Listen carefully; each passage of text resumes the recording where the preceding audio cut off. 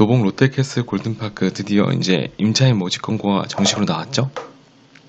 수도권 세대주 대상 282세대 100% 추첨제로 진행하고 전매 제한이 가능하다는 내용은 현재 나와 있지는 않습니다. 현재 청약통장 사용하지 않는 점, 주택수 포함하지 않는 점, 취득세, 종부세, 재산세, 양도세, 부동산 관련 세금 내지 않는 거는 당연히 이제 민간 임차인 모집 공고다 보니까 당연히 없고, 전매 제한은 없다는 말은 나와 있지 않지만 일반적으로 전매가 가능했죠. 그거 관련해서도 추후에 조금 더 뒤쪽에 부연 설명하도록 하겠습니다. 자, 매일경제에서 나온 기사인데요. 다 이제 요약을 해주셔가지고 12월 3일날 이제 개관했다고 하고, 옛 방학동에 있는 빅마켓, 롯데 관련된 마켓이죠. 부지를 활용해서 민간 임대주택을 지하 4층부터 23층까지 2개 동으로 해가지고 84 타입, 이제 34평이죠. 282가구를 공급할 예정이다. 이제 1호선 방학역에서 한 2분 초역세권으로 볼 수 있고, 창동역 1호선 4호선 GTX-C 2027년에 개통을 목표로 하고 있다. 동부간선도로 가까운 거는 다 아실 것 같고, 이런 인프라 시설도 구축되어 있다. 4웨이 판상형 구조로 돼 있고, 그리고 이런 거 다 빌트인 제공해 준다.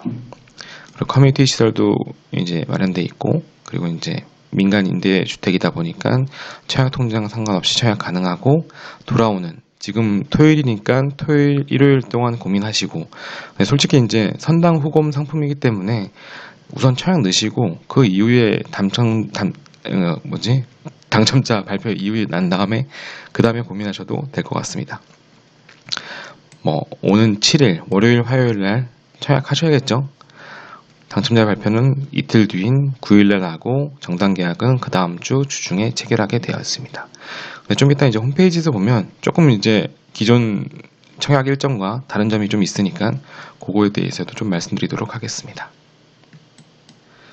이제 현재 요 도봉 롯데캐슬에 이제 접근하시는 분들이 실제로 이제 실거주 목적으로 접근하시는 분도 있겠지만, 초피, 단타 목적으로 접근하시는 분들이 있어가지고 양도소득세 관련해서 조금 세금 부분이 조금 중요하게 작용할 것 같습니다. 근데 이제 10월 21일 날 나온 기사죠. 거의 한 달 전쯤에 한 달 새 2억부터도 양도세 영원, 로또 아파트 안 부러운 임차인, 이런 내용이 좀 있습니다. 내용 좀 자세하게 보면 이제 다 아시는 금융어울림, 이제 매번 얘기했던 내용이죠. 수지구청 200대 200대. 그러니까 특히 또 이번 같은 경우는 세대주 청약이시니까 조금 줄 수도 있겠지만, 훨씬 더 그래도 많은 인원이 이제 학습 효과가 있으니까 더 몰리시겠죠. 로또 아파트 못지않다. 전매 무제한, 거래세, 보유세 없고, 쭉 내용이 있습니다. 그래서 이제 일반 공공임대랑 비교했을 때 임대 기간은 똑같이 10년 10년이고, 최초 임대료가 이제 정해지지 않았죠. 주변 시세의 95%인데 이런 게, 근데 이제 너무 비싸게 할 수는 없겠죠. 근데 이번 같은 경우는 8억 8천? 주변 시세가 한 6억대인데, 이제 구축이 6억대인데 8억 정도 나왔으니까 조금 높여받았겠죠. 시행사 입장에서 굳이 저렴하게 분양할 필요는 없으니까. 임대료 상한 제한은 똑같이 5%고, 이제 무주택자인데 여기는 무주택 유택 상관없이 다 청약할 수 있는 점. 임차권 양도 공공은 안 되는데 장기 일반은 명시하진 않지만 향후 가능하다고 안내해 주겠죠. 우선권 여부도 없지만 일부 전환 가능. 이게 별도 안내해가지고 그것도 이제 뒤쪽에 얘기하도록 하겠습니다. 그래서 둘 다 의무기간 10년인데 이 내용 봐주시면 될 것 같고요. 요 밑에 내용이 좀 중요한 것 같습니다. 자, 공공지원은 무주택자로 청약 자격을 제한하지만 장기 일반은 주택 소유 여부에 상관없이 신청할 수 있다. 공공지원은 임차권 양도를 할 수 없지만 장기 일반은 제한이 없다. 우선 매수권이 없으면 비과세가 가능하다는 거죠. 임차권 중에서 전세권이라든지 등기권이 있으면 양도세 과세 대상이나 분양 전환을 받을 수 있는 임차권은 양도세 대상이다. 그래서 이제 부동산 취득하셨을 때 이렇게 70%, 오피스텔 같은 경우는 1년 이내 팔면 50%고 1년 이후나 1년 이상 2년 이하에 팔면 40%, 오피스텔 분양권, 오피스텔 다 마찬가지입니다. 그리고 이제 2년 초과시는 기본 세율, 그다음에 이제 아파트 같은 경우는 여기다 뭐 중과 같은 거 될 수 있으니까 조금 추가될 수도 있는 점 확인해 주시면 되고요. 근데 이제 우선 매수권이 소득에 있으면 뭐 부동산 취득할 경우 권리가 해당한다. 근데 장기 일반 임차권은 빠져 있다. 임차인이 분양 전환 권리가 없기 때문에 우선 매수권 대상이 아니다. 그래서 계속 공지사항에 그런 문구가 달리죠. 뭐 우선권이 없다. 확정 분양가는 아예 명시하지도 않고. 그러니까 향후에 또 이것도 이제 뭐 롯데캐슬 루에스트라든지 이런 것처럼 여기도 이제 또 뭔가 어마어마한 인원들이 또 이제 모집 공고로 모이면 이게 이제 마지막 막차가 되겠죠. 또 이걸로 인해 가지고 요 부분도 개정되면서 왠지 과세 대상이 되지 않을까 생각됩니다. 그러니까 마지막 뭐 장기 일반 임대 로또가 될 수도 있겠죠. 그러니까 뭐 2억 만약에 시세 차익이 났다고 치면 2억 비과세로 받으실 수도 있을 것 같습니다.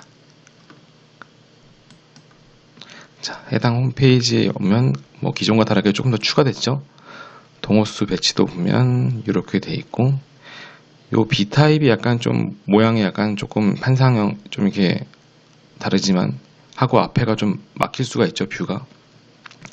그래서 오히려 B 같은 경우가 80세대로 조금 뭐 타입이 근데 이게 뭐 1군, 2군으로 분양을 안 할 수도 있으니까 꼭 타입을 결정 안 할 수도 있을 것 같습니다. 보면 101동 같은 경우는 이제 홀수층에 테라스가 이 세모 표시가 있는 데가 테라스를 공급하는 곳이니까 요 홀수층, 그다음에 이제 102동 같은 경우는 짝수층에 테라스가 공급되는 것 같습니다.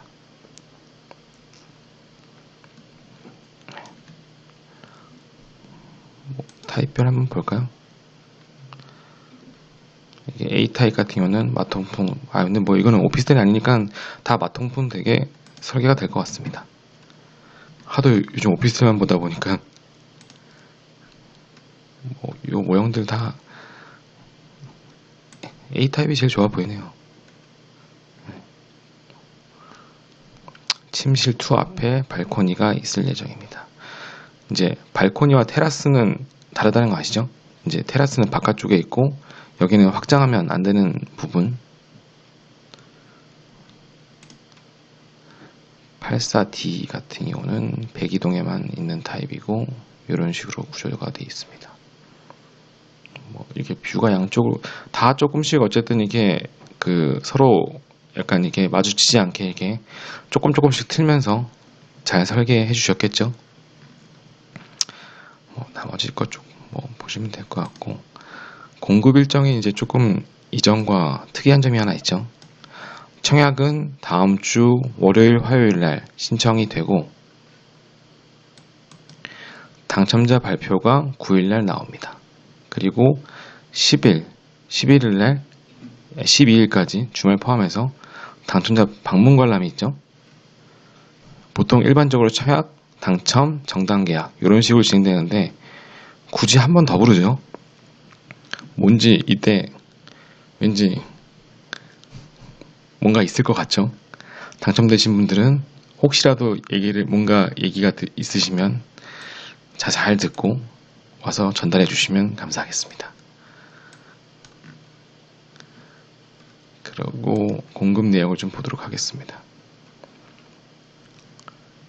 뭐 이런 내용 쭉 있고 25년 7월에 예정이고 다 8억 8천 정도. 여기 써있죠? 우선 분양권 권리가 없다. 요게 있어야지 이제 이 전체 상품 자체가 이제 비과세가 된다는 내용인 거죠. 요 내용 보면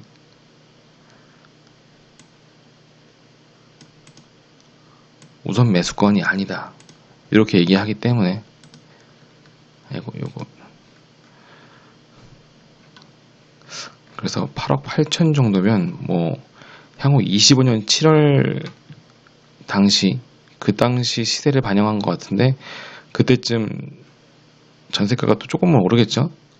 부동산 상승기를 탄다면.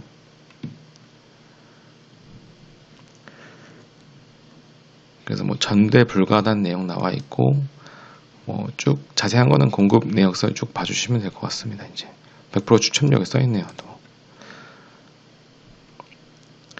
그리고 네이버 부동산 보면 1차에서도 얘기했지만 요 부지에 들어갈 거고 뭐 주변 시세가 이제 구축이다 보니까 거의 이제 뭐 한 20년 정도 돼가는 구축에 뭐 10억에 전세가 한 6억 2천? 예, 한 60%, 62% 정도 형성되어 있는 것 같습니다.